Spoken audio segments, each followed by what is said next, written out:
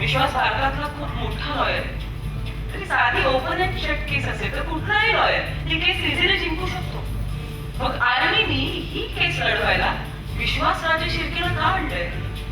सफरचंद साध्या सुरीनं कापता येत असेल तर त्यासाठी कुऱ्हाड कशाला?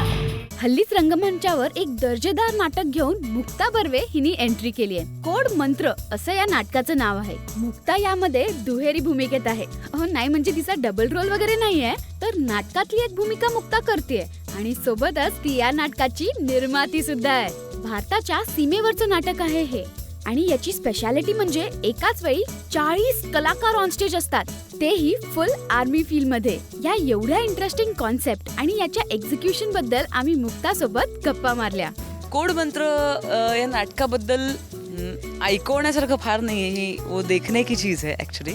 त्यामुळे नाटकाविषयी मी एवढंच सांगेन की एक मेस्मराईज करणारा प्रयोग आहे. एक आर्मीचा बॅकड्रॉप असलेलं हे नाटक तुम्हाला थिएटरच्या खुर्चीत बसल्या बसल्या आपल्या सीमेवर घेऊन जाणारं हे नाटक. तिथे काही घडामोडी घडतात आणि त्यानंतर रंगतं ते कोर्टातलं नाट्य असं मी म्हणेन. माझा रोलही खूप छान आहे, मला धमाल येते आणि प्रेक्षक असं नेहमी सांगून जातात की शेवटची 20 मिनिटाचा थरार आम्ही विसरूच शकत नाही. तो एक चांगल्या नाटकाची मेजवानी आम्ही घेऊन आलोय तुमच्यापर्यंत. मयत कमांडो रवी शेलार यांचे सख्खे मोठे भाऊ बरोबर? डोळ्याचे विक्रम काही दिवसांपूर्वी एलओसी वर एक फायरिंग इन्सिडेंट झाला. त्याची माहिती देणारं एक पत्र कमांडो रवी शेलार यांनी कोर्ट्स ऑफ एन्क्वायरीला दिलं.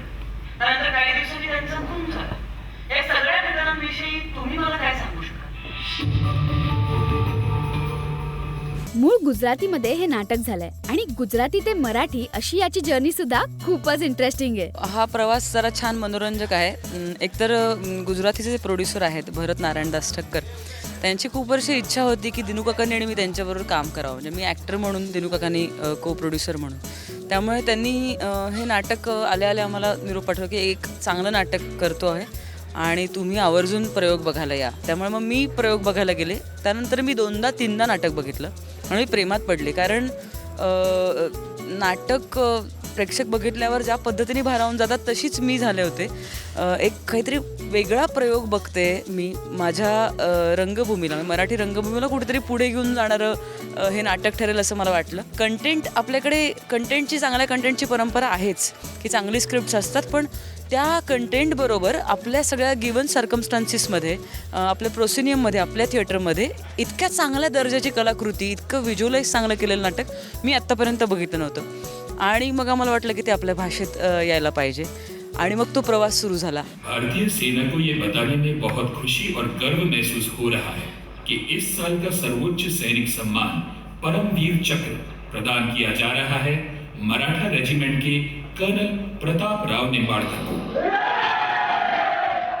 या नाटकाची संपूर्ण गोष्ट ही आर्मी कॅम्पवर घडणारी आहे. त्यामुळेच याच्या सेटची रचना आणि ऑन स्टेज आर्मीची शिस्त खूपच चांगल्या पद्धतीने सांभाळण्यात आली आहे. हो, म्हणजे राजेश जोशी सरांची शिस्त इतकी होती रिहर्सलच्या वेळापासून, आणि त्यांनी आम्हाला सांगितलं होतं की हे नाटक मिलिटरीचं आहे बॉस, ह्यात शिस्त तर असणारच. तुम्ही म्हणजे रिहर्सलच्या वेळापासून ही शिस्त असेल.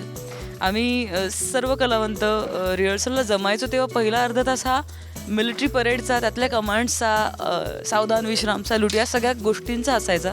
तर ही शिस्त त्यांनी आमच्या अंगात रिहर्सलपासनं आणली होती की वेळेत यायलाच पाहिजे. मग तुम्ही किती लहान असा, मोठे असा, नट असा, बॅकस्टेज असा, ही शिस्त. कारण ही मला नंतर फायनली स्टेजवर असायला हवी आहे, तर ती तुम्ही आत्तापासून पाळा. मी फार बोलत नाही नाटकाविषयी, पण ही जी शिस्त ज्याविषयी मी बोलले ती तुम्ही स्टेजवर जरूर बघाल नाटकाला याल तेव्हा. कोड मंत्र हे असं ट्रेनिंग आहे ज्यामध्ये तुमचं सिलेक्ट तुम्हाला तुमच्या चुकांची जाणीव करून देतं आणि लक्षात राहण्यासाठी शिक्षा सुद्धा देतं.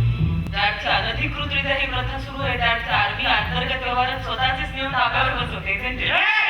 कोड मंत्रच्या गप्पांमध्ये याचे दिग्दर्शकही आमच्या सोबत होते. मूळ गुजराती नाटकाचंही दिग्दर्शन यांनीच केलंय. यावेळी गुजराती ते मराठी या प्रवासाचा त्यांचा अनुभव त्यांनी आमच्या सोबत शेअर केला. ये जो प्ले है वो मराठी ऑडियंस भी इतनी अच्छी तरह से सराहेगा जितनी अच्छी तरह से गुजरातियों ने सराहा है. और मराठी ऑडियंस तो हमेशा एक्सपेरिमेंट के लिए रेडी ही रहते हैं. ये बात मुझे बहुत अच्छी तरह से बता दी. तो मुझे लगा कि मैंने कभी मराठी ड्रामा डायरेक्ट नहीं किया था, तो ये मेरे लिए बहुत अच्छा मौका था. और ये मौके को भरत ने बात की और ये मौका मुझे मिल गया. मित्रांनो, हे नाटक आणि यातले परफॉर्मन्स खरंच खूप अल्टिमेट आहेत.